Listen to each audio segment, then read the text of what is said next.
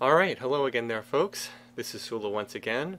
Welcome back everybody. I'm back from vacation today. I actually got in this morning from vacation.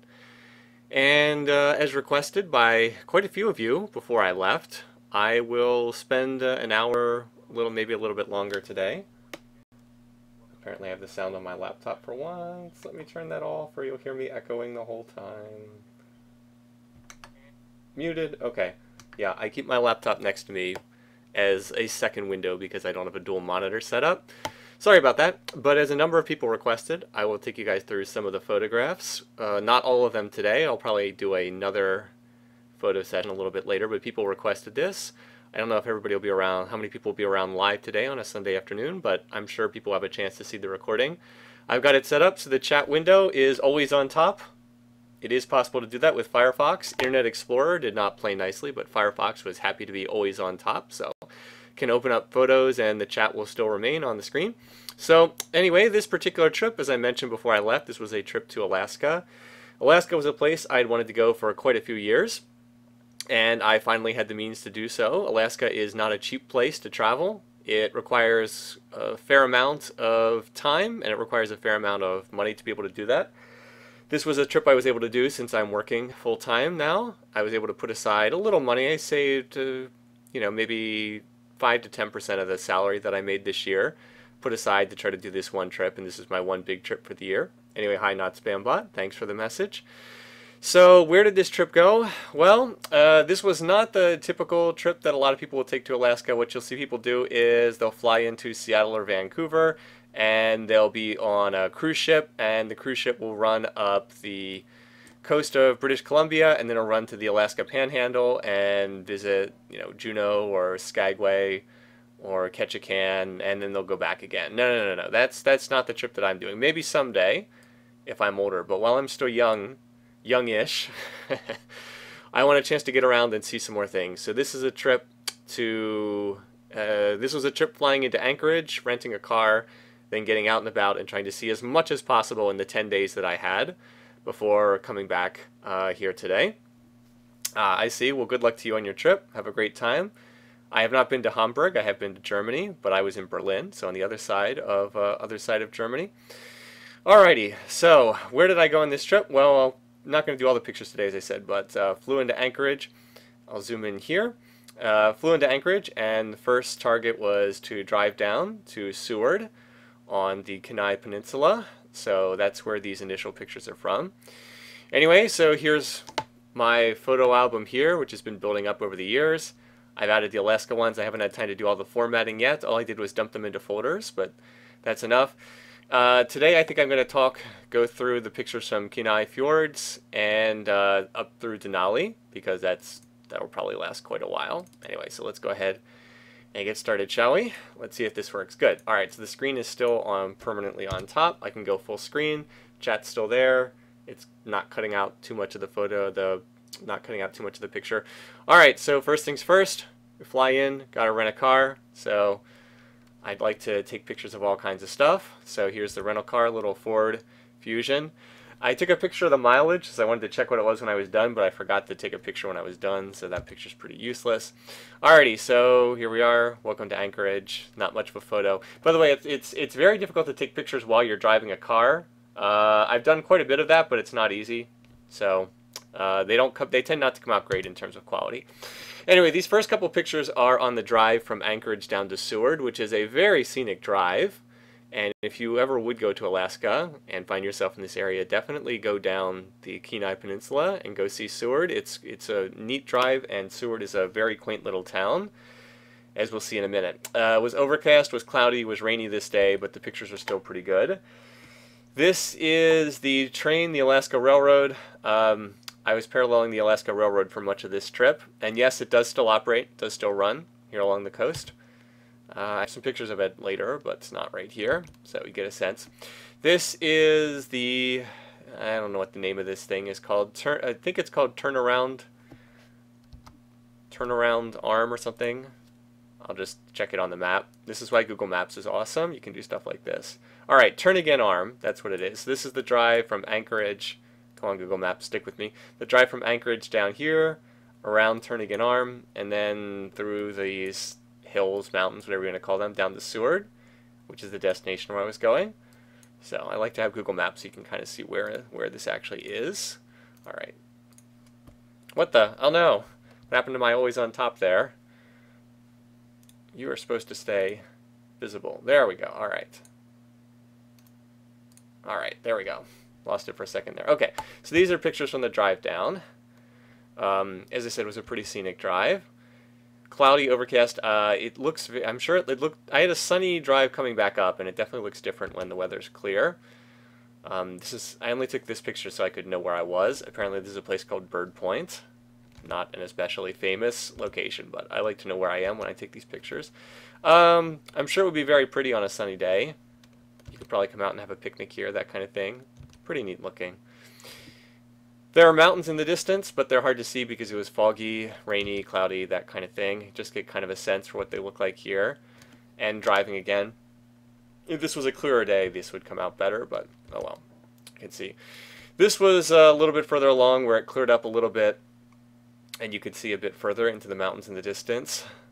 But yeah, the scenery is great. I don't know if you're the only one here or not, Sven, but it says there's 13 people here, but you're the only one talking, which is fine. I only just started broadcasting. I'm sure some more people will see the notification will pop up and jump in from time to time. This is there's a little restroom, by the way. So a little note about Alaska, as you might guess. Alaska, the cities are few and far between, and there's really only one, I guess, 2 cities in Alaska. Anchorage is the only real city. I guess you could say Fairbanks is a city, maybe Juneau, although I didn't go there. It's a long way from place to place, so you better get used to being kind of out in the wilderness. So don't expect too many creature comforts if you go up there. This is not a place where you're going to be pampered, so you're probably going to have to use some porta potties and little places like this that probably aren't going to have indoor plumbing. So just get, I mean, any town, any city is going to have indoor plumbing and electricity and wireless Wi-Fi. But when you're out just driving on the roads, get used to it. Anyway, hi Nerps, how are you?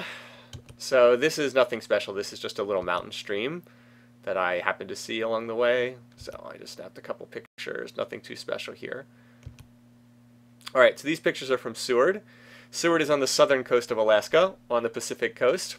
Technically, the body is the Gulf of Alaska, but it's part of the Pacific Ocean.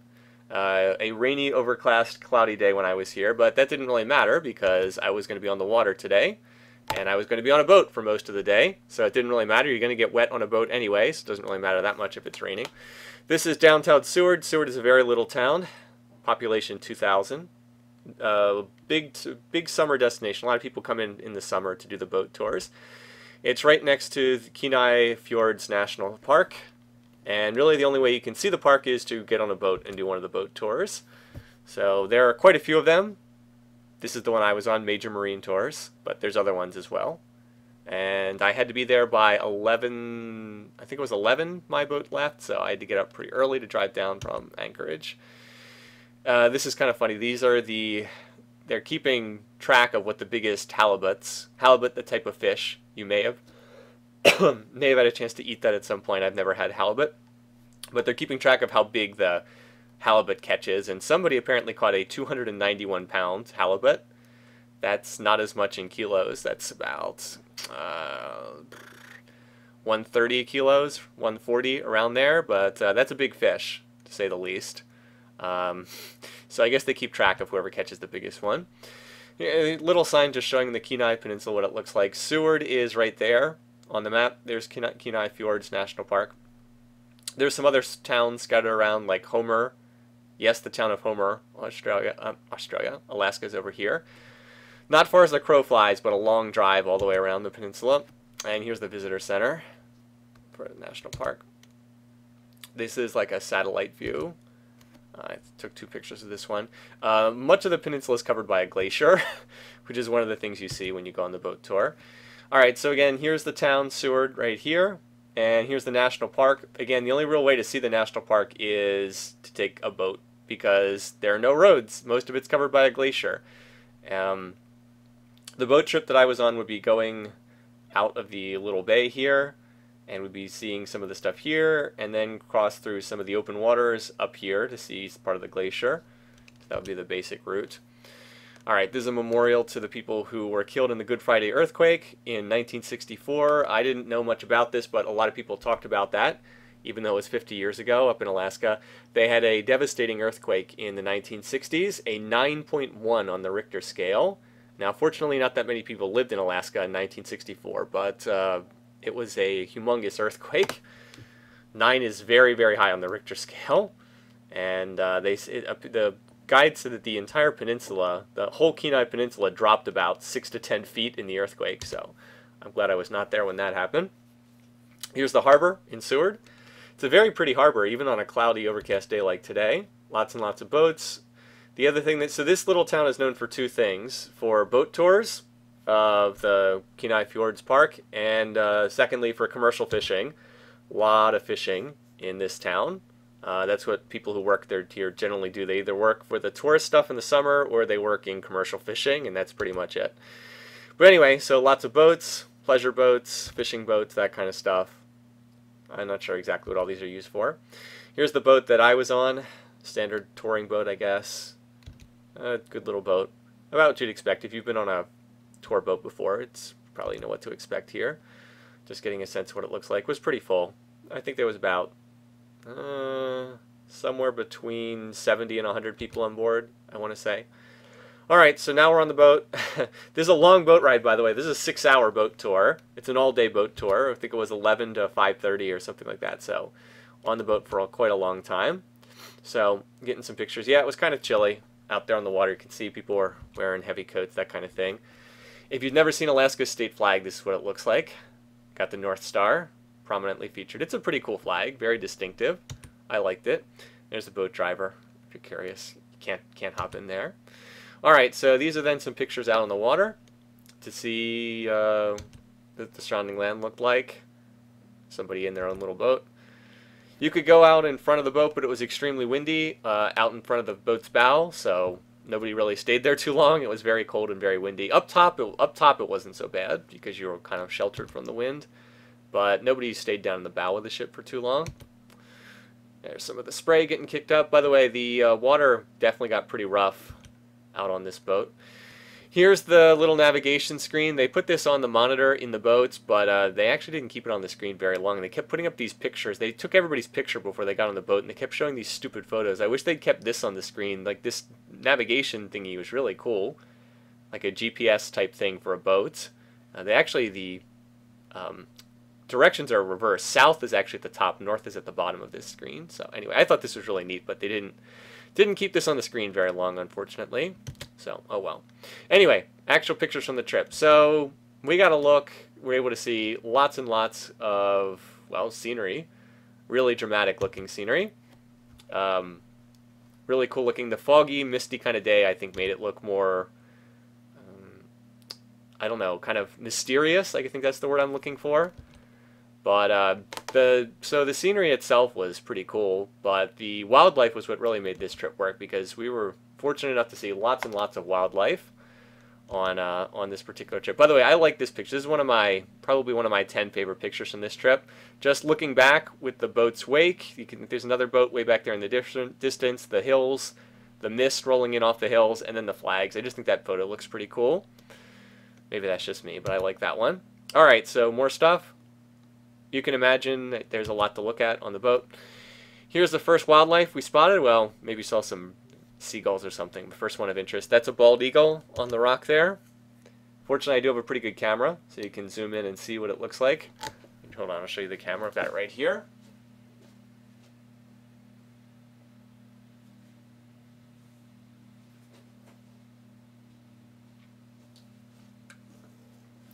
Bought this one last year. It's about as good of a camera as you're going to get without getting into buying different lenses. This one doesn't have it's not a DSR. DSR, I think that's what they're called. It doesn't have the interchangeable lens, but otherwise it's a pretty good camera. I don't know how well you guys can see that, but, you know, has the extremely phallic extension here.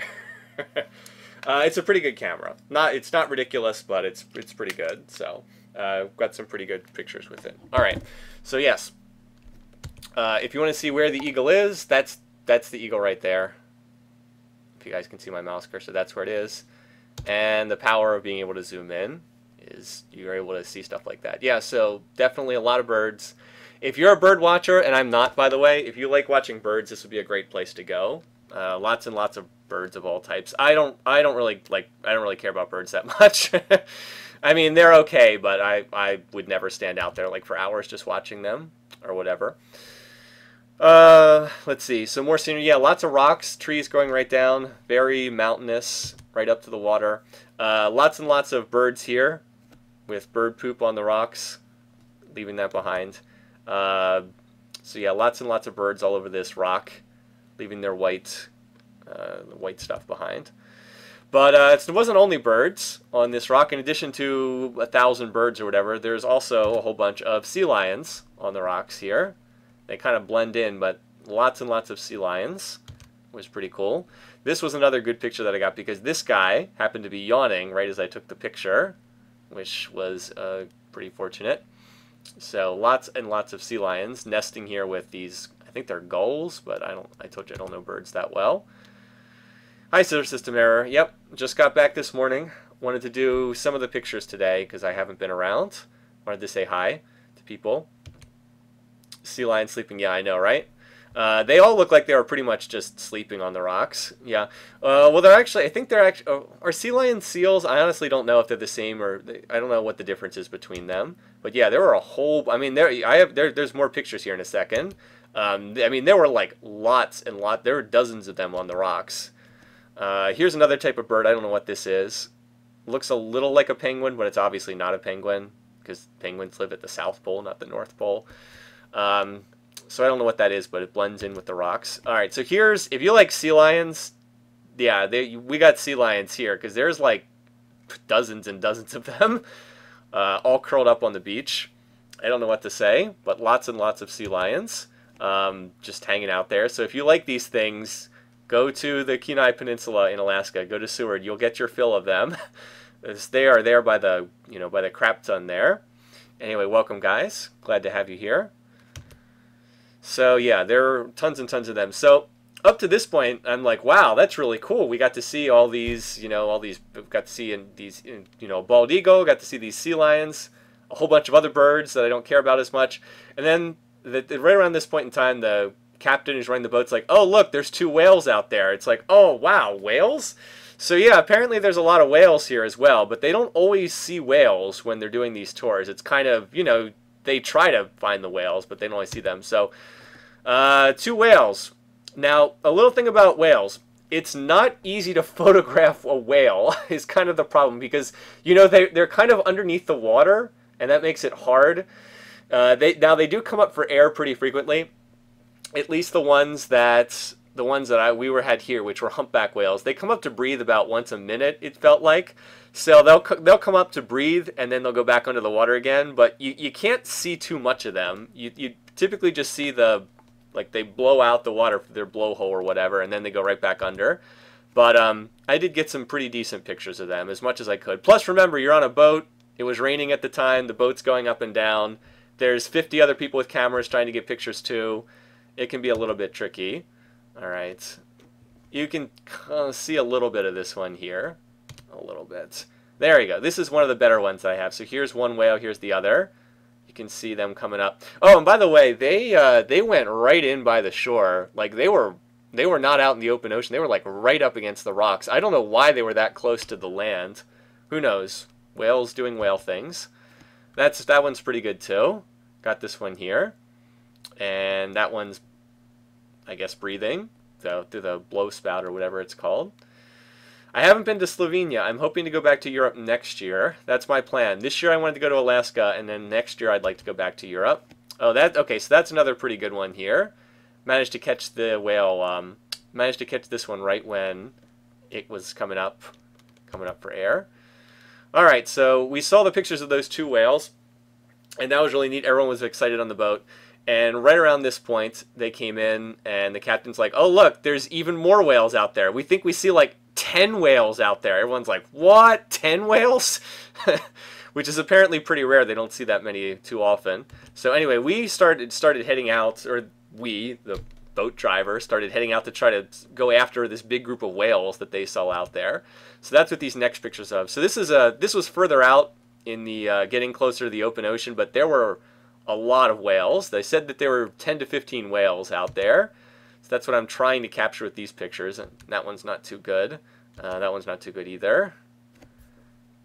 I don't know if you can see, but there is a whale surfacing right over here. Again, it's zoomed in, so it's kind of blurry. Yeah, here's everybody taking the pictures, by the way. And it was raining pretty hard at this point. There we go. So that's much better. So there's a whale here. There's two more over here surfacing. That's a pretty good shot. And I think I got the tail in the next one. There we go. There, that's the money shot, right? Whale, the tail going back underneath the water. That's the one everybody was trying to get. And there's another one over there, too. So there was a whole bunch of them. I also recorded this. So let me pull up the movie file. Here it is. So you can see this. And now, unfortunately, I don't know why, every time I zoomed in here, it got blurry, so apologies for that, maybe because it was raining so hard, but... See, you can hear the whales, too.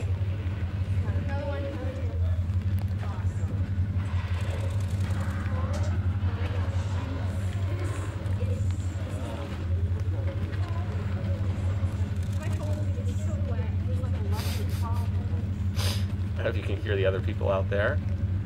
Yeah, see, I was trying to zoom in, but it got blurry every time I did.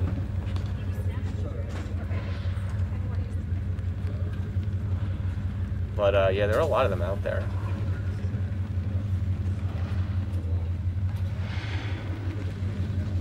You see, you can really hear them when they come up.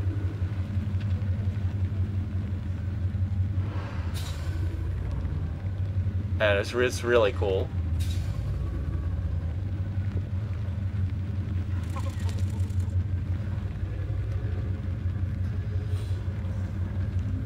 So that just to give you a taste of what that's like. It's a neat experience. I think we were pretty lucky that the whales were like hanging out doing their whale stuff. Okay, come on, always come on, window. You're supposed to stay on top. There we go. All right. Yeah, it's not easy to take a picture of whales at all. You just take a whole bunch of pictures and hope that you can capture them, because they're only out of the water for seconds. If that, you know, they come up for maybe 1 second. You're just hoping that you're going to get a picture of one of them as they're going by. So like this right here, here's a picture that just didn't take. It's just blurry. That one too. I'll have to delete those. Okay. So after we saw the humpback whales, we were heading to the next destination, and then whoever's spotting for wildlife on the boat was like, oh look, we see some killer whales out there. Well, that is orcas. And they pass right by the boat, so I don't know how well you guys can see this, but there's one right here under the water. You can maybe just barely make this one out. It's like they went right by the boat underneath the water. I tried to get them when they came up. I couldn't time it right, but I caught this one, and this is the one where I really got it. See how this guy here is pointing? You can just see this one. It's literally passing right next to the boat. I was pretty happy to get this one because this was just dumb luck, but you can see the orca is passing right next to our boat, just underneath the water, and I was able to snap this one at like just the right moment. I mean, it's still a little bit blurry, but you can definitely see. Hold on, let's zoom in here. Like you can see that it's right there. So I was very pleased to be able to get that picture. All right, now every time I do that, loses the window for a second. All right, so there we go. So that was really cool. Really enjoyed being able to get that one. All right, so moving on. After this, they were taking us to the other main focus of this particular trip, which was to go see the glacier that's nearby. Again, these boat tours are partly for wildlife and then partly to take you out to the glacier. Part of the problem is, though, in order to get over there, they have to cross over some open waters, and the water in the Gulf of Alaska is very choppy, you know, up and down, up and down, up and down constantly. So almost everyone on the boat got seasick, and this definitively answered my question of whether I would get seasick or not, and the answer is yes. I definitely will get seasick if I'm out on open water like that. So apparently life does not have apparently I'm not cut out to be a sailor. It's one of the things I learned on this trip. So yeah, can't really go out on rough seas or I'll start to get really sick. So don't get me wrong, I wasn't vomiting or anything like that, but it was pretty miserable for the half hour to an hour that we were crossing that water. It was not a pleasant experience. Anyway, but then we crossed over that water and came over to this area with the glaciers. This is actually a separate one here. We weren't even going to this glacier. I don't know what this one's named. But, and here's some kayakers out amongst the glacier ice. But anyway, so here's the glacier we were going up to. This glacier is called the Holgate Glacier, apparently. You can see glaciers a lot of different places in Alaska, but they're pretty neat. They're constantly making noise as pieces break off and crash into the water. And they have that kind of bluish tinge because apparently the glacier will absorb all the spectrums of light except blue, because I think blue is the shortest wavelength, is my understanding. I think red's the largest and blue's the shortest. It's either that or the reverse. But apparently it absorbs every color except blue, so that's why they look like blue, because that gets reflected. Also, the ice is kind of dirty. You wouldn't want to like break it off and use the ice. It's got a lot of dirt and gravel like grinded up in it, but so if you've never seen a glacier before, this is what they look like up close. I mean, they're pretty neat. I tried to time it to get a picture when a piece was breaking off, but didn't line up correctly for whatever reason. So just got some more pictures, and that's the water. There are little chunks of ice in the water. But by the way, yes, it did get much colder by the glacier. It probably dropped by 10 degrees just being close to the glacier. It's definitely cooler. So anyway, that's just to give you an idea of what that looks like. There's a lot of places where you can go and see glaciers. This isn't even one of the more famous ones. So going back, it cleared up a little bit, got a little bit brighter. You could see the sun just a little bit peeking through the clouds, so you could get some different views. So I took some more views coming in. That's the town of Seward, by the way, coming back in. Some better views of that. This one turned out pretty good. You can see this stuff. I don't know what this is in the distance over there, some kind of building. I think they explained it, but I've certainly forgotten. That's the town of Seward. It's a pretty little town. As I said, it has about 2,000 people living in it year-round. In the summer, there's more people because of all the tourists that come in. But you can see. I mean, you can see it's not big. It's pretty small. You know, you're in a place that's not. You know, you're not in like a big city or anything. Some kind of cruise ship was there. Celebrity Millennium. That's what it says there. So some kind of cruise ship. I wasn't there for a cruise. Here we are pulling into the harbor. There's the breakwater. All the ships in the harbor. By the way, big breakwater. They must get some nasty storms in the winter. Look how that's pretty tall. That's bigger than you'd see for a little town typically. Certainly bigger than the ones on the. I live in Maryland, and you know, I've been to quite a few towns on the Chesapeake Bay. They don't have breakwaters like that. Let me tell you. Anyway, but they're just bringing the boat back in, and so here's a couple pictures of Seward. Little stuff in the town. Seward's, yeah, well, that's why it's named Seward. It's named after Secretary of State William Seward, who purchased Alaska in 1867 from Russia, which is why the U.S. Owns Alaska. So just some pictures of the town. A lot of little places where you can go get something to eat. It's a neat little town. Obviously caters to tourists in the summer, but worth seeing. This is where I got some food. Seward Brewing Company, one of the more modern places. Their food was alright. It was a little overpriced, I have to say. A little overpriced, but a nice place to get dinner. Sea Life Center. I didn't go in here. This is an aquarium. Good for the kids, but the boat tour is the main reason why you'd go there. Iditarod National Historic Trail. This is not where the Iditarod leaves. If you know the Iditarod, you're probably thinking, wait a minute, the Iditarod leaves from Anchorage, and that's right, it does. But this is the historic Iditarod, not the current Iditarod. So the historic trail ran from Seward to Nome. You can see the route here on the little map. But so this is not the current Iditarod. This is a historic one. And this is what the beachfront looks like in Seward. I like this picture. Sun coming out in the distance. This would be a nice place to sit and read a book or just watch the waves out there, I guess. I'm sure Seward is really pretty when the sun's out, but it was cloudy the whole time I was there. I was only there a short time. Overpriced by Alaska standards. I know everything's expensive in Alaska, but even by Alaska standards, the brew house was a little pricey. The other places where you could have gone and eaten cheaper somewhere else. That's a good point. Food tends to be more expensive in Alaska because most things have to be shipped in. There are some things grown locally in Alaska, but most stuff does have to get shipped in. So cost of living is fairly high. Gas is higher, and most stuff, like you go to the supermarket, everything's definitely probably 50% more expensive, roughly. The same loaf of bread I could buy for $2 here was $3 up there. Anyway, here's where I stayed at the hostel. I stay at a lot of hostels because they're cheap. And I've spent a lot of time in Europe, and it seems as though Europeans like to stay in hostels. I never see Americans in hostels much, but anyway. So, you know, you just basically get a dorm room for the night, and instead of paying like $120 for a hotel, you pay $30, so works for me. This allows me to spend more money on the actual traveling thing, because like that boat tour, that 6-hour boat tour, that was $150 to do that boat tour. Totally worth it, by the way, because otherwise you can't see the sights. But you know, that's still a lot of money. But so instead of spending a lot on a hotel, I'll, you know, get a cheap place in in the dorm in the hostel, and then be able to do stuff like that. All right, that's all for that. That was all for that day. So that was the first day I was there. Well, technically I flew in the previous night, but you know what I mean. All right. So that's one day. As I said, I'm only going to show you the first 3 days here, up through the trip up to Denali. All right. So next morning. All right. Same thing again. Come on.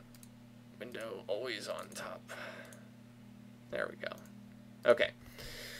So there's only one road that goes into Kenai Fjords National Park, and that's this one here. It goes to something called the Exit Glacier, and there's a hiking trail you can do there, so I got up to do that. This trail is fairly demanding, not ridiculous, but certainly not an easy hike by any means. And as typical for me, when I'm traveling by myself, I get up early. I get up early so I can get a quick start on the day. So like for example, this day I was up at 6, and I was hiking by like 6:20. So I can be the first one out there and I don't have to deal with the crowds. That's typical when I'm by myself.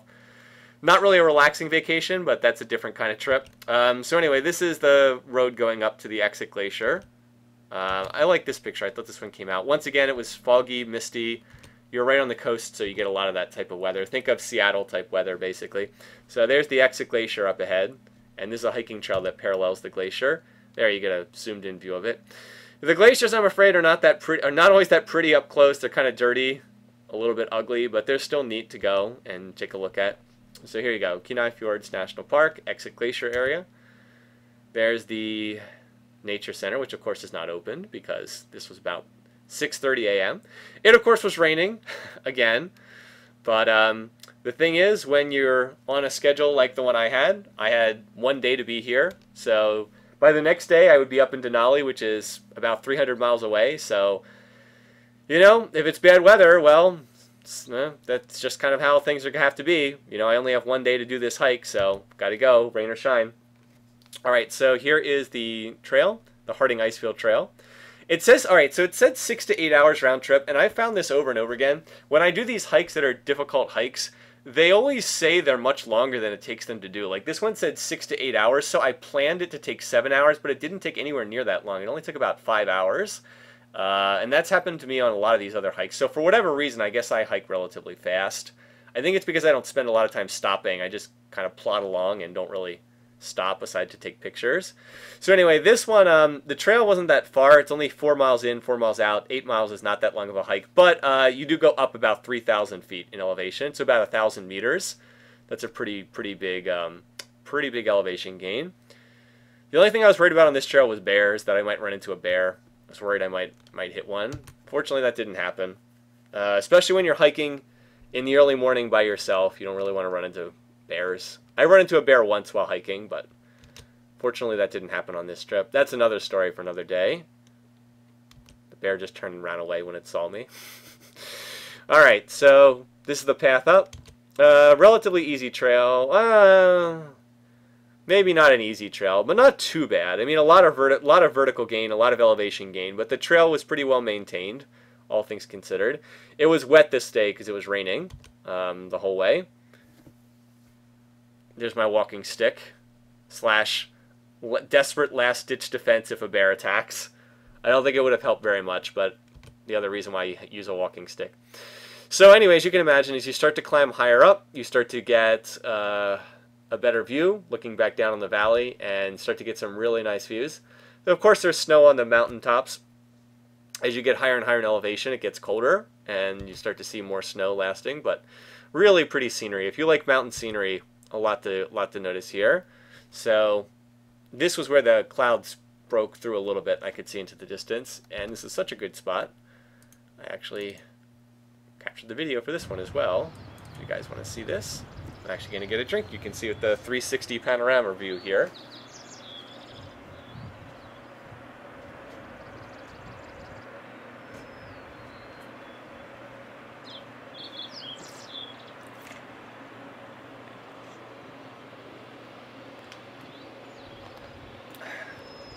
Talking is thirsty business. Very peaceful, very quiet. Great view. Really great view up there. So yeah, I will do stuff like that just to get like a 360 degree view rather than try to stitch a whole bunch of stuff together. Alright, so let's try this again. There we go. Got it there. You need a healing staff, walking stick, something like that. I wouldn't know how to use something like that as a weapon even if I had to. That said, bears are typically not that dangerous. Normally they just try to avoid people. The only time you're really in danger is if you run into one with like a little cub. That's when you're in trouble and they feel like they have to defend themselves. Anyway, did you know that moose are more dangerous than bears? Moose injure and kill more people every year than bears do. Anyway, so there's the glacier. This was in a foggy patch. The clouds would come in, come and go that way along. You can keep hitting yourself with it while trying to run away. Video game logic at its finest. So yeah, here's by the way, this is the path. If you're curious, see the little winding. That's the trail heading back down. You know, it's a switchback, so you don't go straight up the mountain. That was probably one of the better views I got of the glacier. It has all these furrows in it. I don't know exactly what causes that. I'm sure you could read up on why exactly that happens, but I don't pretend to be an expert on all this stuff. Pretty neat looking, though. Also very dirty looking. A lot of dirt gets caught up in there. So there's the trail heading further up, and as you get higher and higher on the trail, you start seeing... First, you lose the trees. You get above the tree line, and then it's just like moss and scrub grass, and eventually you get to the point where there's no vegetation at all, and it's just rocks, and then it's just snow. So the top of the trail, I'd say the top third of the trail was just snow. So you get up to the top and you're just walking through snow. That's why it's good to have some pretty good hiking boots, which I did have with me. How do you know where to go? Little orange flags. That's how the trail's marked. Follow the flags. I mean, there's like a path beaten through, but the little orange flags will get you through. So more great scenery if you like snow and ice, I suppose. But there was some pretty cool stuff up here. It's just great to be hiking home. And then finally, near the top, they had an emergency shelter. In case you were caught up top when like a blizzard or a bad storm hit, they have an emergency shelter. So you hike up to the top, and here it is, Harding Icefield Shelter, which people have left a lot of initials on. A lot of people wrote their names in there, or carved it. And I like this one. That's the view from out the door. Open up the door. And by the way, it actually was quite a bit warmer in there. It really broke the wind, like cut the cold temperature out there. So you get a great view looking down. But anyway, that's actually not the top. You actually could go a little bit further, and there wasn't anything at the top of the trail. It just kind of ended. Like, this is the top of the trail. It just ends, basically. And I wouldn't go wandering around up there once the trail ends, because especially with it being this foggy, if you got lost, you wouldn't want to get lost up there in the fog, trust me. So once I got to the end of the trail, I was like, all right, time to head back down, because I still had to drive back to Anchorage, and that was, you know, a 2 to 3 hour drive. So that's pretty much it for my pictures. I got snapped a couple on the way down, but that was pretty much it. I think that's the last one I have. That one. All right, so that was it for that one. So that was the morning, was taken up doing that particular trail. I did see people coming down. Didn't really see people going up. But by the time I got to the bottom of the glacier, there were a lot of people starting to come back up. Because, you know, by then it was like 10 a.m. and people were out and about. Only crazy people get up as early as I do. All right, so these are pictures from Anchorage. If you just want a few shots of what it looks like in downtown Anchorage. Let me show these real quick. There's not too many here. I was mostly in the countryside, not in cities that much. So why did I take this one? Anchorage Memorial Park Cemetery, to establish where this is. These pictures are from the Anchorage Museum. This is like the main museum in, well, maybe that's obvious. I was going to say this is the main museum in Anchorage, but apparently redesigned relatively recently. That's the courtyard outside. So these are different exhibits. This one, I like this exhibit. They had a special exhibit up at the top one. Baseball is played in Alaska. I'm a big sports fan, so I enjoy that kind of stuff. Apparently people have been playing baseball in Alaska for a while, out in like the snow and the ice. Oh, that's a view looking at the part of the downtown. Anchorage is not that big of a city. It's spread out, but it's not that many people. I think about 300,000. So yeah, this is people bringing baseball to Alaska in World War II, when there were a lot of soldiers up there, playing on some pretty rough fields.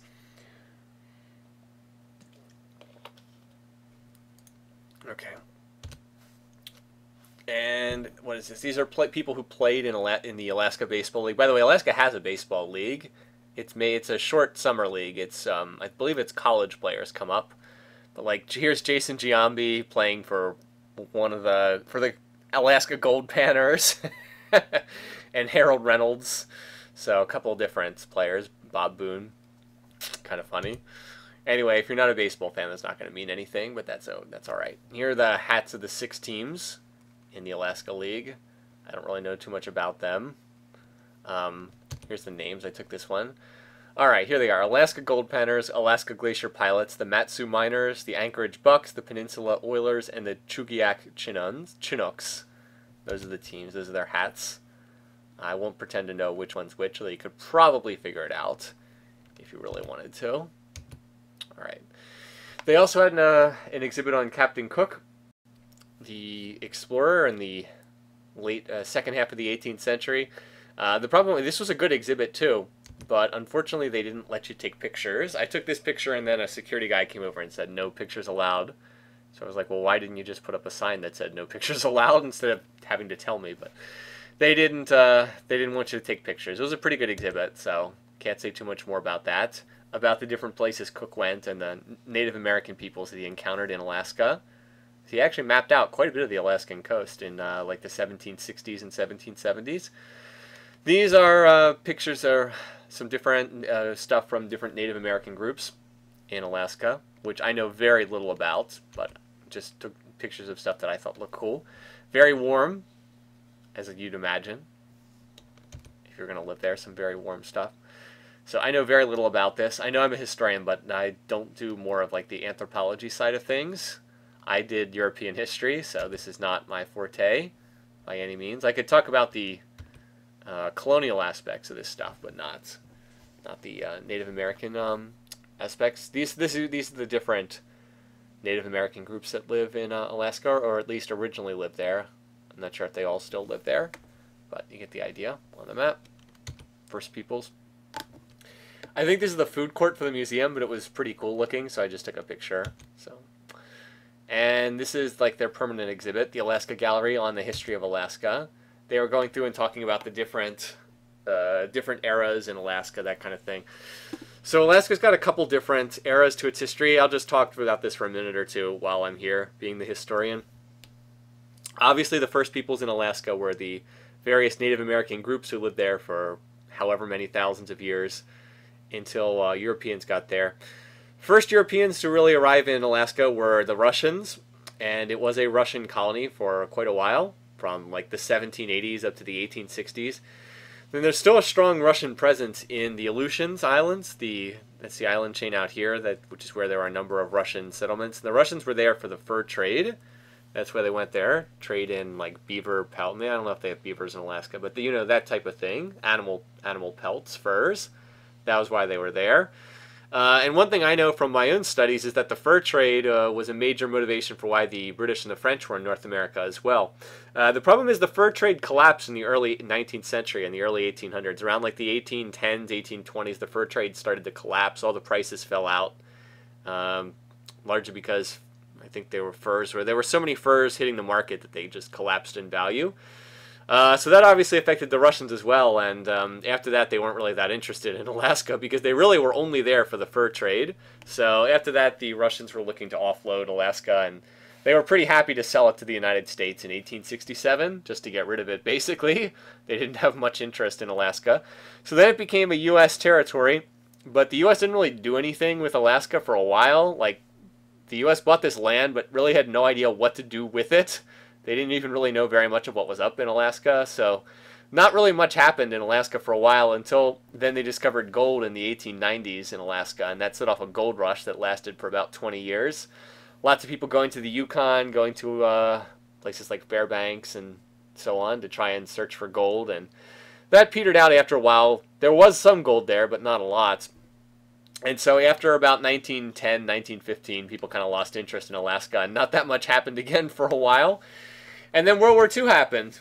And in World War II, Alaska was the site of some real fighting. The Japanese actually did attack and take over some of the Aleutian Islands. Not sure how much the Japanese were really planning to do up there, but the U.S. felt that they had to respond, and so there was quite a bit of fighting. Well, I don't know about quite a bit of fighting, but there was genuine campaign in the Aleutian Islands, so that brought a lot of American soldiers up to Alaska. They built the first highway up to Alaska that runs through Canada, the Alcan, that runs up through there, and that was a very difficult road to build, but they built it in about 2 years to get supplies up there. Built a whole bunch of harbors and landing strips, and there were probably like 50 to 100,000 soldiers up in Alaska to try and defend it in case it got attacked. So anyway, that brought a lot of attention on Alaska, and that was after that. That was kind of when Alaska started like getting more organized from like a government perspective, and eventually was voted in as the 49th state a little while thereafter. That was in this is the newspaper, 1959. It's too small to see on there, but that's when Alaska became a state, kind of in the aftermath of World War II in 59.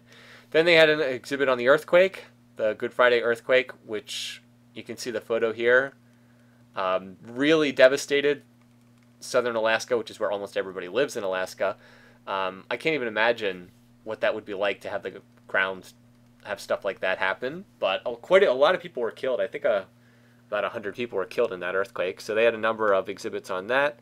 And yes, it's the same fault line as in like San Francisco, Los Angeles, and Japan. It's that same ring of fire. There's also there are also quite a few active volcanoes in Alaska too, but not where I was.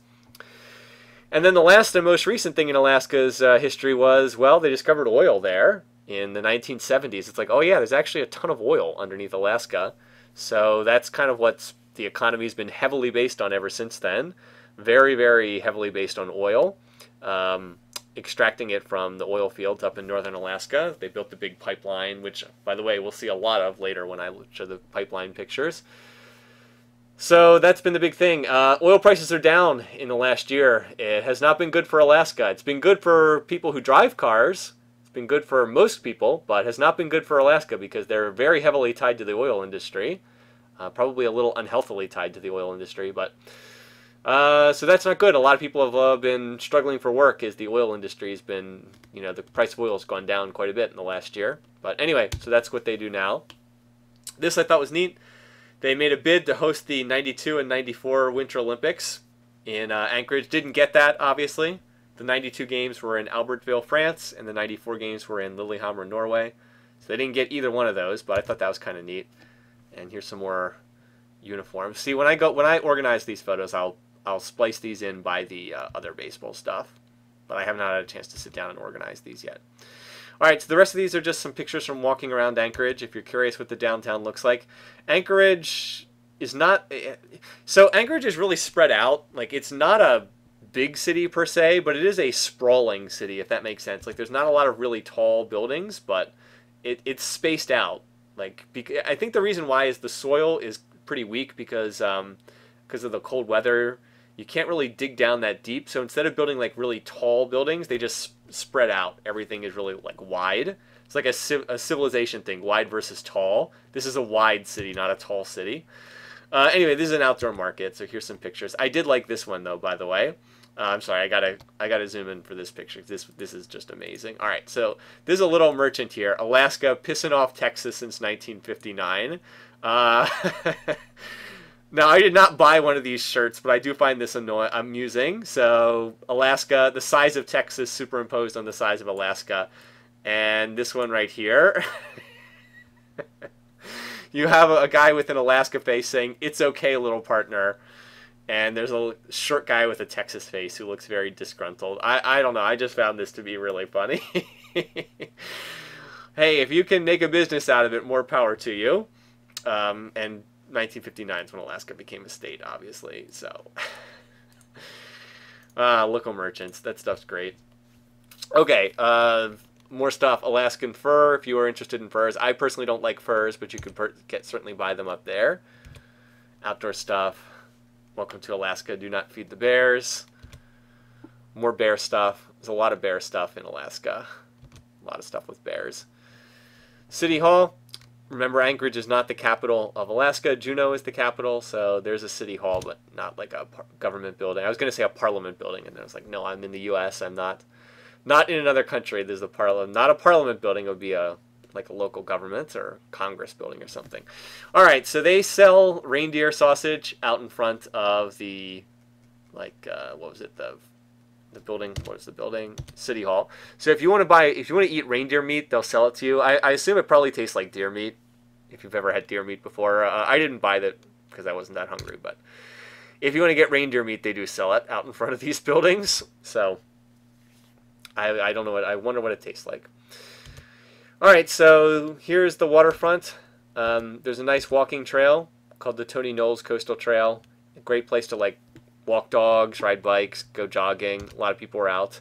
I didn't spend too much time on the trail because, frankly, I didn't have a lot of time. I'd already been out since the morning, but this is the city of Anchorage, and the coastal trail starts here and it runs all the way along the coast. So it's supposed to be a nice trail.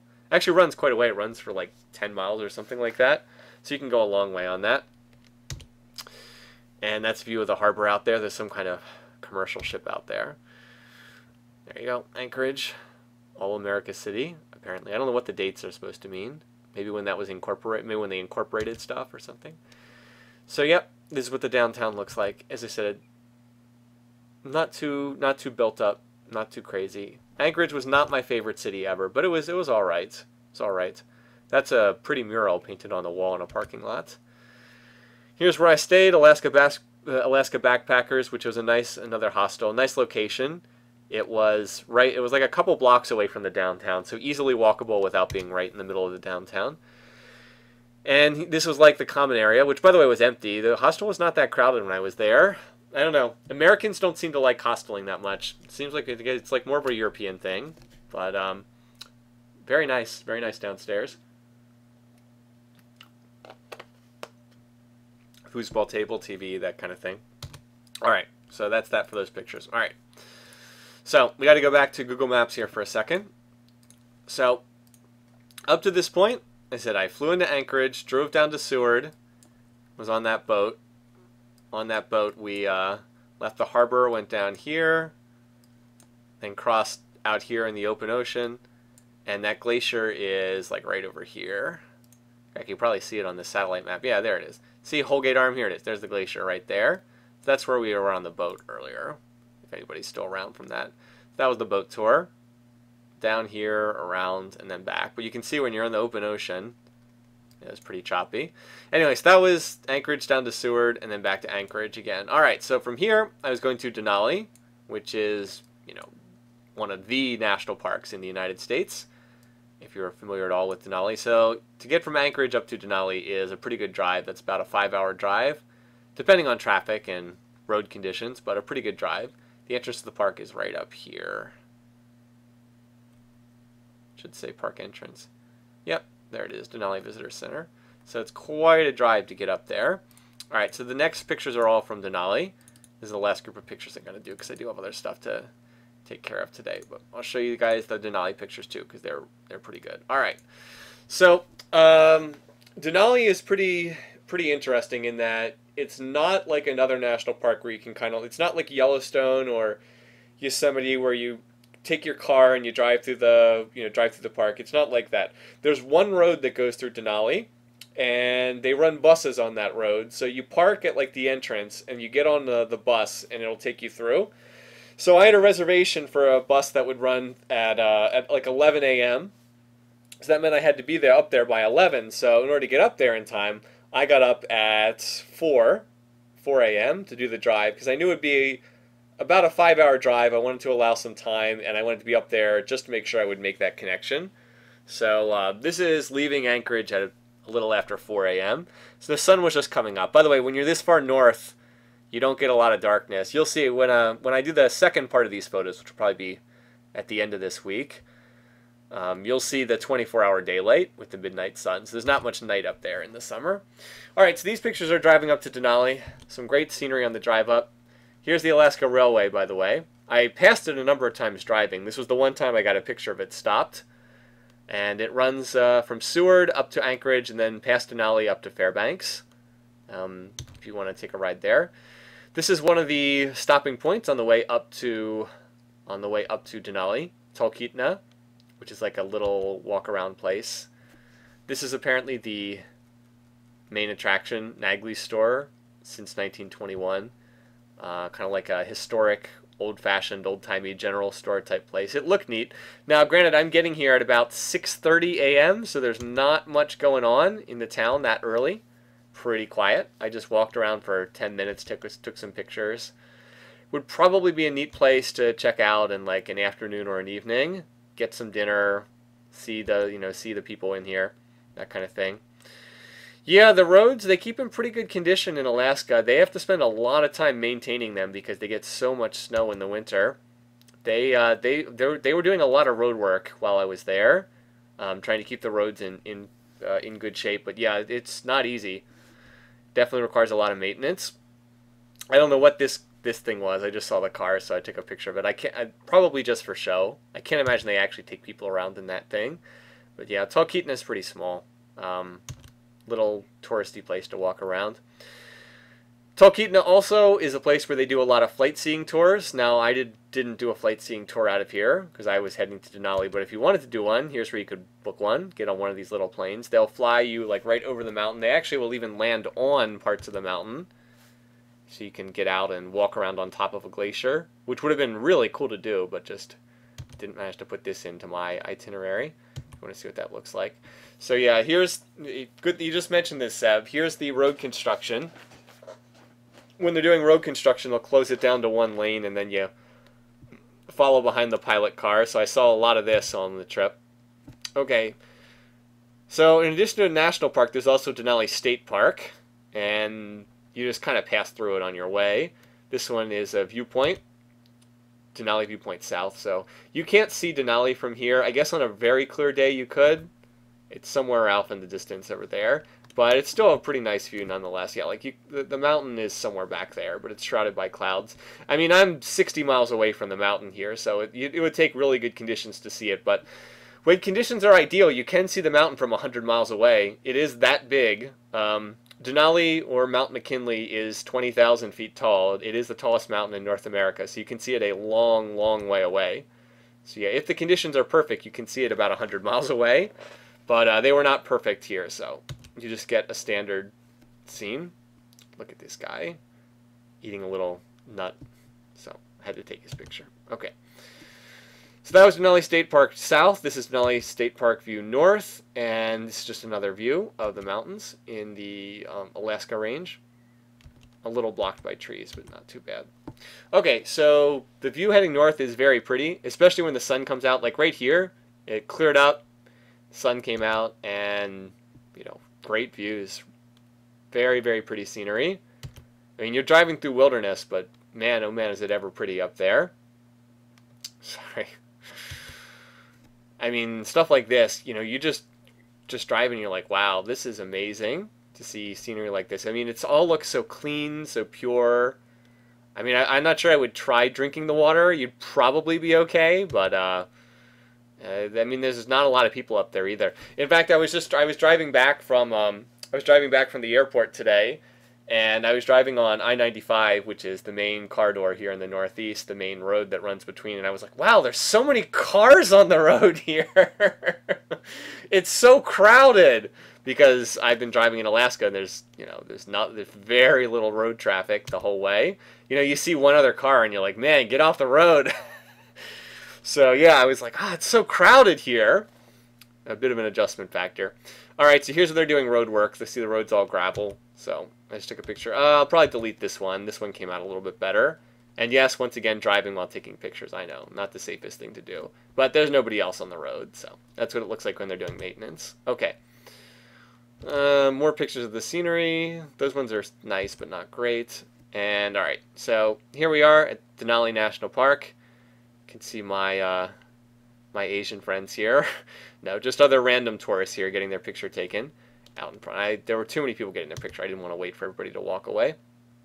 All right, so here's where I checked in. Campground registration. Yes, I was here to camp for the night in Denali. I did bring my camping stuff with me, and boy, lugging that around for the rest of the trip was a pain, but there was no way to avoid that. There's not a lot of places to stay in Denali, and I needed to stay in the park, which necessitated camping. So this is the visitor center here. It looks like it's been redone relatively recently. Everything looks real new. All right, so here is the map of Denali. Let me just spend a minute talking about this. So in order to get to Denali, there's only one entrance right here off the road that goes up to Fairbanks, as you can see. And the visitor center is, of course, right there. So you park your car at the entrance by the visitor center. You get on a bus, and the bus will take you in. You can take your car for like the first 10 miles right up to here. To Savage River, that's the ending point. So you can take your car for like 10 miles. But after that, you have to be on the bus. You know, it's the only way to do the trip.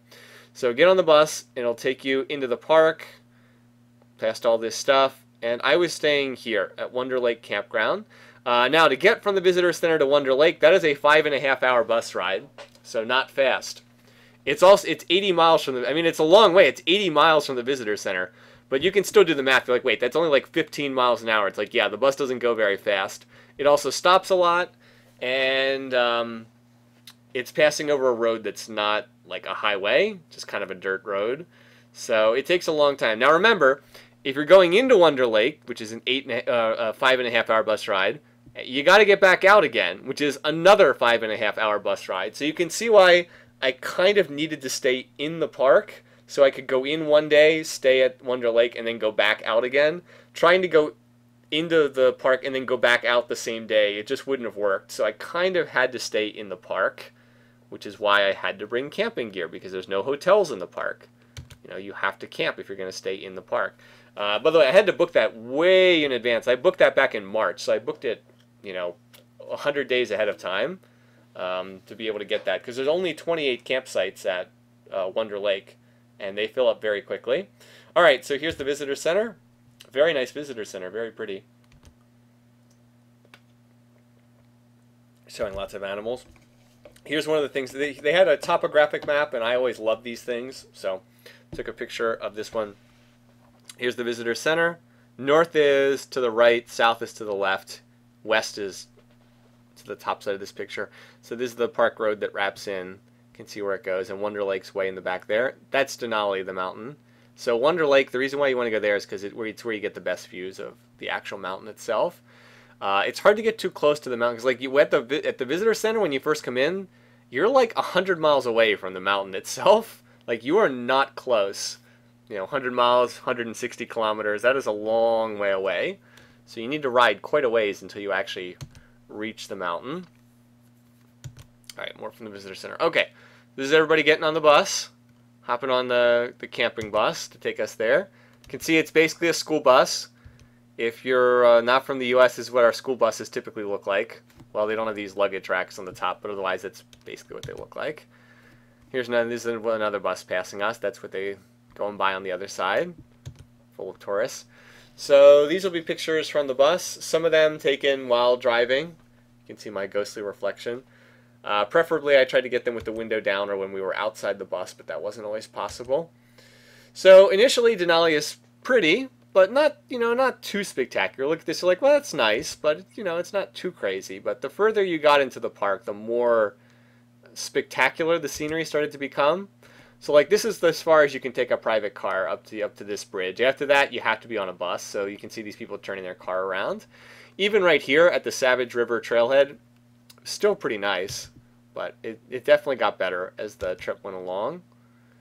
So like, yeah, that's pretty good looking. Obviously, the sunny weather made it better. The weather really does affect what this stuff looks like. All right, here's the first place the bus has stopped. This is at Toklat River, I think. Anyway, the river was very low. It looked like they had not been getting a lot of rain, and they were actually had a lot of stuff about fire hazard, extremely high fire hazard danger, that kind of thing. This is what it looks like when everybody's taking pictures. I usually crop everybody else out of these pictures, but that's what it looks like. They're thinking green. They have solar panels there. All right. So I guess I didn't get a picture of what that particular place was named. All right, so here we are, heading further to the west into the mountains. This is what it looks like. Oh, look, and there's some wildlife. So the bus drivers will stop when they spot wildlife. So here is a caribou, a reindeer, in other words. Pretty impressive set of horns there. And I was able to get a pretty good view of this one, I'd say. Here's one of the places where we stopped. This was an overlook with like a scenic view.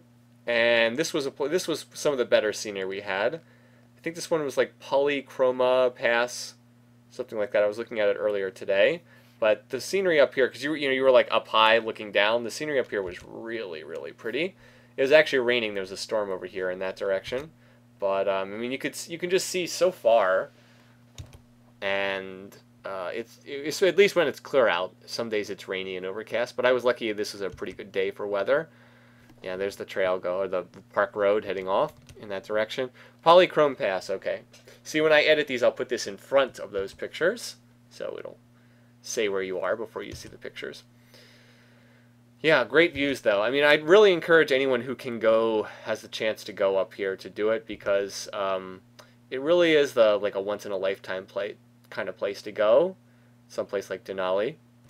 So get out there and see it if you can. It's well worth seeing. Here's another place where we stopped. This is another place where you could get out and stretch your legs or use the bathroom if you had to, that kind of thing. I would not try to cross this. Even though the river was not very high at the moment, you could see how low it is. That water was moving pretty fast, so I would not recommend trying to cross that. I like this one because I got the bus. You get the scale, the size of the bus in comparison to the landscape. A juxtaposition, as we would say. And here's everybody getting back on the bus as we go onward. All right, so this place is Toklat River. Again, that should be in before those pictures, not at the end of those pictures. I don't know why they had a little gift store here. I guess it's because a lot of the tour buses turn back. Now, not all of the tour buses go to the end of the park, like all the way in. I guess a lot of them turn back here. Anyway, I don't know why there's a fire cone turned over on the ground there. Whatever. We spotted these two more of the deer out there. And then this guy we saw by himself. And this one we were able to get better pictures because this one was closer to the road. Where is it? There we go. They look kind of ugly, I have to be honest, but that's because they're in the process of shedding their winter coats for their summer coats. They have like a white coat in winter and a brown one in summer, and like this one's still in the process of shedding that white coat. So they look kind of like mangy, if that makes sense, but that's just due to them shifting with the seasons, I think. So you can see the antlers. They have crazy antlers. Them and the moose, which I did see moose on this trip as well, but that comes later. All right, so yeah, just took a bunch of pictures. I'll probably delete some of these, but all right, on we go. And here's our first view of Denali, the actual mountain.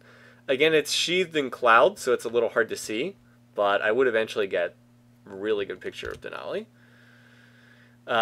So we're at Isleston, which is the other visiting center, and this visiting center is pretty cool because it's like built into the mountain, well, not the mountain, into like the side of the hill.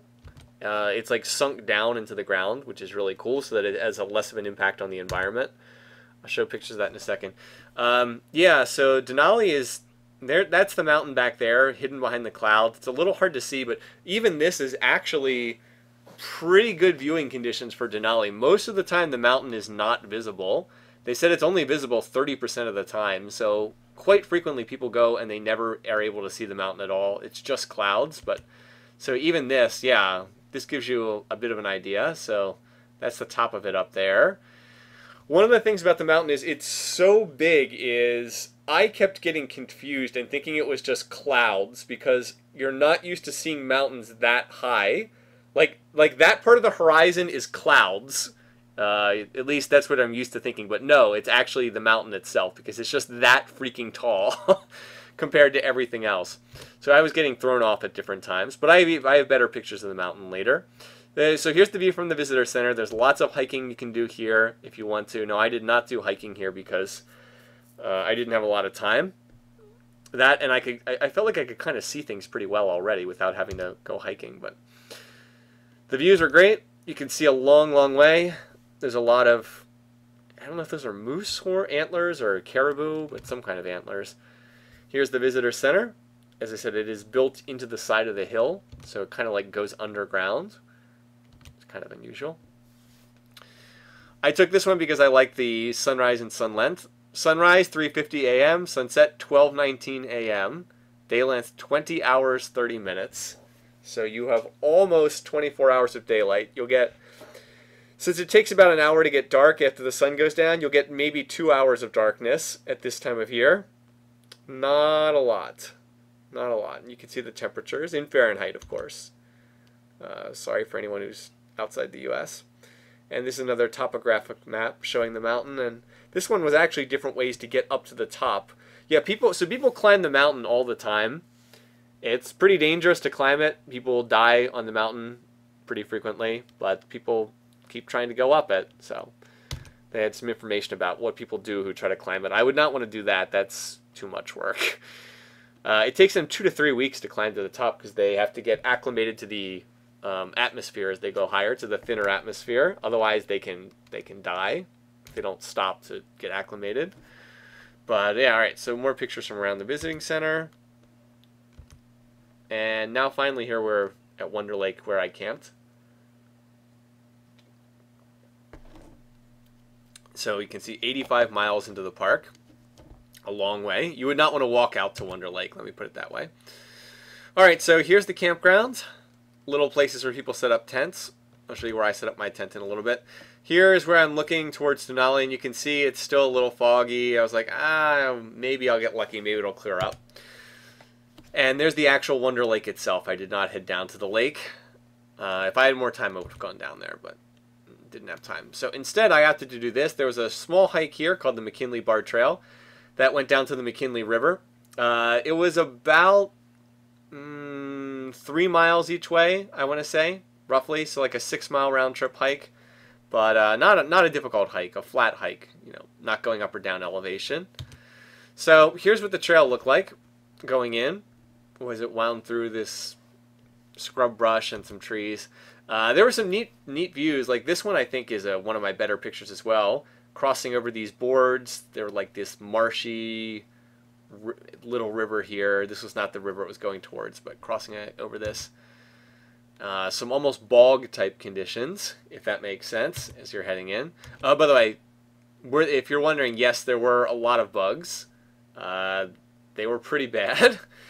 Lots of bugs, lots of mosquitoes, but that's just par for the course. So again, heading through the trees, crossing through. And then after a little over an hour of hiking, I finally made it to the McKinley River. And right as I got there, the trees parted and I had a clear view of the mountain for the first time, and all of the clouds disappeared. And I got a completely unencumbered view of the mountain. And it was just like the sky opened up, the sun was shining, and I was almost like overcome with just this amazing, amazing sight. There was no one else on this trail. This was in the evening. I hiked it from like 6:30 to about 9 p.m. Oh, and by the way, no worry about it getting dark, right? One nice thing about being so far north in the summer, you can, it's 9 p.m., 10 p.m., 11 p.m., whatever, the sun's shining. You don't have to worry about it getting dark.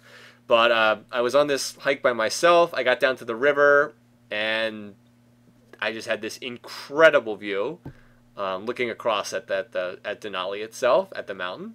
So that's a pretty good view of it right there. So I was just taking a whole bunch of pictures. Absolutely gorgeous. I really can't put into words. It was one of those once-in-a-lifetime experiences.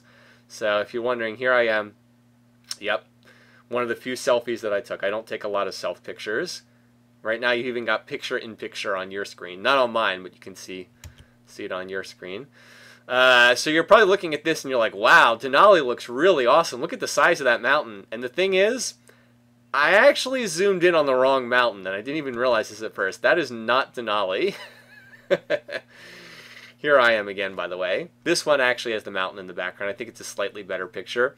By the way, taking a selfie with one of these big cameras is not as easy as taking it with a cell phone camera. I had to take like 5 of these before I finally got it lined up right. But anyway, so that one is a pretty good picture. I think that one came out pretty good. Bright sunshine, unfortunately. Always a little trickier to get those when the sun's like that, but the mountain is behind me, and it's pretty darn good. I like that one. Okay, so yeah, I kept zooming in on this mountain, but that's actually not Denali. That one is over there to the right. So I zoomed in on the wrong one again. Like again, you're like, wow, that one's really big. It's like, no, that's, and I realized this halfway through. I was like, oh, that's not Denali. That's Denali. That's the actual mountain right there. Again, it's hard to put into words how big that mountain is unless you actually go there and see it. It's difficult for me to put in words. Let me see if I can show you the video from the river here. Maybe this will give a better impression.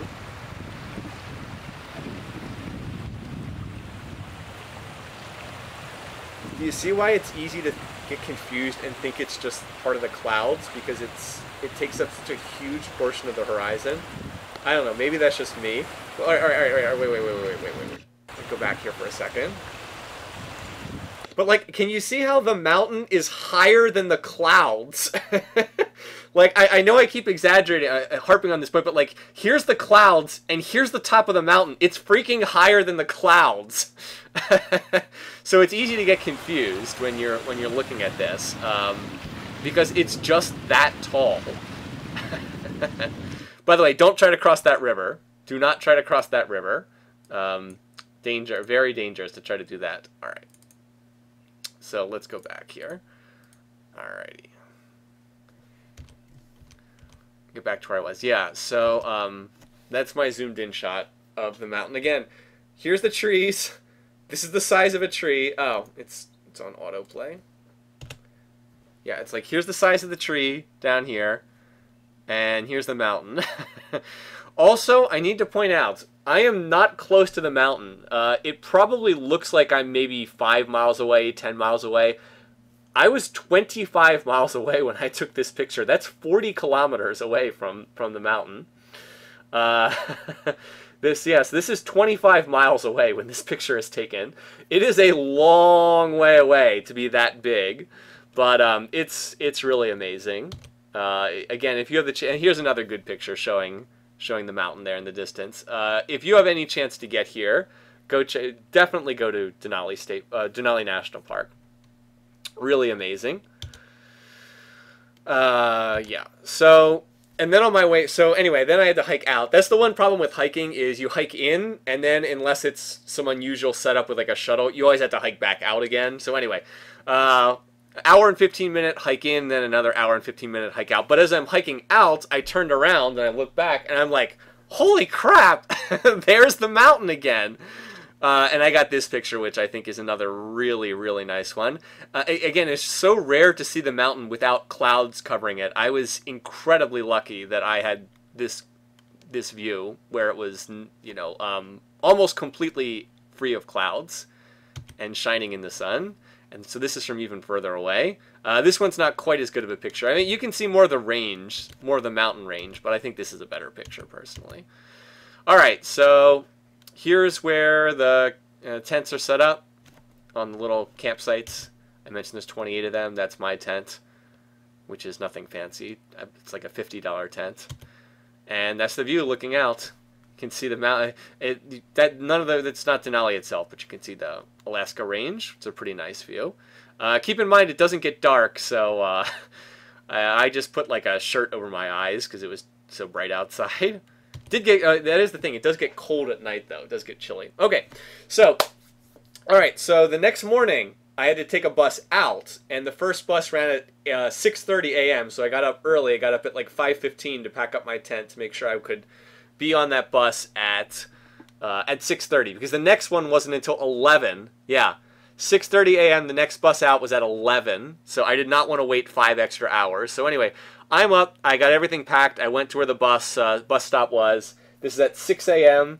And guess what? The animals come out in the morning and in the evening. Yeah, is that the bus? No, this isn't the bus.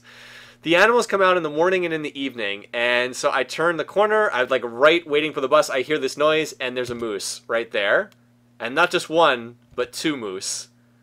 I believe moose is both a singular and a plural noun, so 2 moose, a cow and her calf, and this guy knew I was there because he kept this little calf kept looking at me, so he knew I was there apparently. So I got these great pictures of the 2 of them. So I just kept taking pictures. So if you ever wondered what moose look like close up, this is what they look like. And now this is not the first time I've run into a moose. I ran into one in Canada as well a number of years ago in Nova Scotia. But I was not as close there, and the moose was back in the trees. This, I had a much better view of this pair. Now, that said, this was pretty dangerous because moose, as I mentioned, when they feel like they're threatened, they like to charge. And the main time when they feel threatened is when they have their young with them. So this was, as I said, this was fairly dangerous. They were not that far away. Look at this guy. He kept looking back at me. So I was a little bit concerned, but this was just too good of an opportunity. I had to take, I had to get these pictures while they were right there. Because they were not, they're like 100 feet away. They're not far at all. So I had to take advantage of that. But, I mean, these are just great pictures. I wouldn't say that, they're not like professional photographers, but they're pretty good for an amateur who just has his own camera. They are weird-looking creatures, aren't they? The moose. So this is a mother, a cow and her calf. I like this one. Oh, very cute. Someone told me that they think the little ones look a little bit like a kangaroo, and I can definitely see that. Obviously not the same, but just that face looking a little like a little kangaroo. I think they look a little bit like a donkey too, or a mule, that type of thing. But yeah, the little one is pretty cute. This was the first time that the cow looked at me. This was about when I was like, might be too. I definitely could. Yeah, I'm sure you could outrun them. Yeah, the moose they can run as fast as like 30 miles an hour, so I definitely could not outrun them. But I was right by the bus stop, so I could have run into the little bus shelter. I think I would have been okay. I was like, oh look, they're looking right at me. They definitely knew I was there, but I was very quiet and very slow, so I don't think they saw me as a target. But like, I mean, that's a good picture, right? I love the expressions they give you too. Like, look at that expression. This is like, I'm not sure what this thing is. I don't know why he keeps looking at us. Great expression. And I do have some moose footage too. If you want to see these, see what they look like. Next on Moose Cam.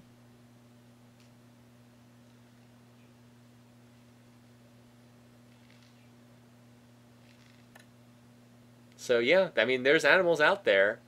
I mean, it always somewhat luck what you run into, but they're very much out there, and you can see them. It's the North American safari basically. You don't have to go to Africa to get that same kind of experience. Although I would like to go to Africa and go on safari there for sure. Just moose doing moose things, eating.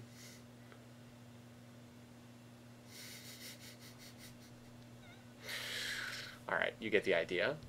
That clip's just about done. He kept looking at me. Yes, they definitely knew I was there, but they didn't do anything about it, so that was the main thing. Alright. And that's the campground. So the sun was coming up early in the morning. It's a nice view of the sunrise too, I have to say. So then the rest of these were heading back out of Denali on the bus. Why, look, you are here. Yeah, here's the Wonder Lake campground. There's the trail. There's the McKinley Bar Trail. So took the trail, crossed over the Little River, and then get to the main river. As I said, it was about 3 miles. And there's Wonder Lake, which I didn't really get to see because I just didn't have time.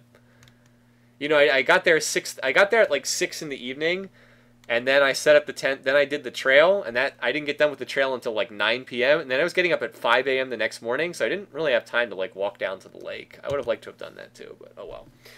All right, so here's the visitor center again, coming back out. But early morning at the visiting center was completely different. Like the view was different, being in the early morning as opposed to the late afternoon. So just looked different. So I took a couple more pictures, and that'll give you an idea of how the visitor center is built into the hillside. You can really see how I guess it's not underground, but it's almost like sunk down into the ground. We spotted more wildlife on the way out. Here's some more caribou. Man, they are kind of ugly. I'm not going to lie, they're kind of ugly animals. All the stories we have about reindeer, they're not that pretty up close. I'm sorry. Sorry, Santa. This was on the bus. There was a caribou standing in the road in front of our bus. I didn't get a great picture of this, but this guy was literally just standing in the road right in front of our bus, and we had to wait for him to move out of the way, and eventually he moved out of the way. But I didn't get the picture until it was already moving out of the way. I mean, these are the sceneries, man. I mean, look how pretty that is. This is taken through a bus window, obviously, but like that's so pretty, especially when you get a sunny day. All right, one last thing at Denali. They have a sled dog team, so I wanted to check out the sled dogs before I headed out. Now, I love dogs. I'm a big animal person. I will probably have a dog at some point. So here are their sled dog team here. In the winter, they use the dogs to pull lots of, they get around the park on sleds, basically, and the dogs pull them. And the dogs are work dogs, that's what they do. So they're very well, very well treated, very well taken care of, and they, here's a sled. They hook up like 8 dogs, 10 dogs, I don't know how many it is, and they pull the sleds. I think that would be really neat. If I'm ever up in the Arctic in the winter again, I will definitely get a sled dog thing, because I was in the Arctic in the winter before when I was in Sweden back in 2009, but I didn't have the money to do something like that then. I will definitely do that if I ever go back again, get a sled dog tour. Sled dogs are aggressive assholes. Well, I don't know. I think it depends on the dog's personality, because some of the dogs seemed kind of aggressive, but some of them were pretty laid back. Like this dog here, this one was just laid back, which is probably why they put this dog right by the entrance. Also, this dog had puppies, and so there were 8 little husky puppies, really cute. They were running around. I don't know quite how old they were, but they looked like they were, I don't know, I'm not great at judging how old puppies are, but they couldn't have been more than a few weeks old. They're probably born in the spring at some point. I don't know, 8 weeks old maybe, but they were real little dogs, very, very cute, running around in their kennel here. And that was their long-suffering mother, who was very, very thin, by the way, because she was nursing 8 puppies, and that's a lot. They probably were going to take the puppies away relatively soon, because once they're old enough that they don't have to be weaned, they'll probably start feeding them normal food. But like, look at this guy. He was getting groomed, I think, by this park worker. I mean, the dogs are, they enjoy this. They love pulling the sleds. Like, that's what they're born for. They love to run around in the winter. I don't think that they like the summer as much because it's kind of hot for them, but they love it in the winter. Now, this guy, what is his name back there? Clove, I think it says. This guy was this was the most aggressive dog. I don't know what he was so excited about, but look, he was jumping up in the air. He was barking at something. I don't know what he was so excited about. Most of the other dogs were pretty chill, but this guy was, running, pulling at his leash there or whatever. I don't know. Maybe he saw a bird or something. Who knows? But when you see these, when you see dog breeds like this, you can really see that there's not much difference between wolves and dogs. Like, look at that. You could, could you see this dog hunting down a deer? Because I certainly could. And by the way, there are wolves in Denali as well, but I didn't see any of them, unfortunately. I wish I had seen some wolves, but no, was not to be on this particular trip. Balto. Yeah, this guy was pretty aggressive. This dog was like running around, but most of them were just lying around, just hanging out, basically. Just chilling. Like, look at this guy. I'm sorry, I love dogs. I know not everybody likes dogs, but I'm a big dog lover, so most of them were just relaxing like this. Here, this is me with this one. I couldn't get a great picture here, but this dog was really nice. This one was just let everybody come up and I can't tell. I don't know if it's a male or female dog. Just let everybody come up and pet this dog. Just kind of relaxing. This one I like too. So they have their own little houses that they can stay inside, and a lot of them were just sleeping on the outside. That is the face of contentment right there. And I got one more of the puppies because, of course, I had to get them before I went. And then these are a couple last pictures. This is outside Denali National Park, right at the entrance. If you have a lot of money and you want to, if you're really wealthy and you want to stay in the most expensive hotel, this is it. It's up on top of a hill, and I'm sure it has fantastic views. And this is the view looking down across the river. This side of the river is the national park, and then on this side is the road, so you can look across the river. And of course, it's all very pretty. But those are all my pictures from Denali. Alrighty, so anyway, I rambled on enough.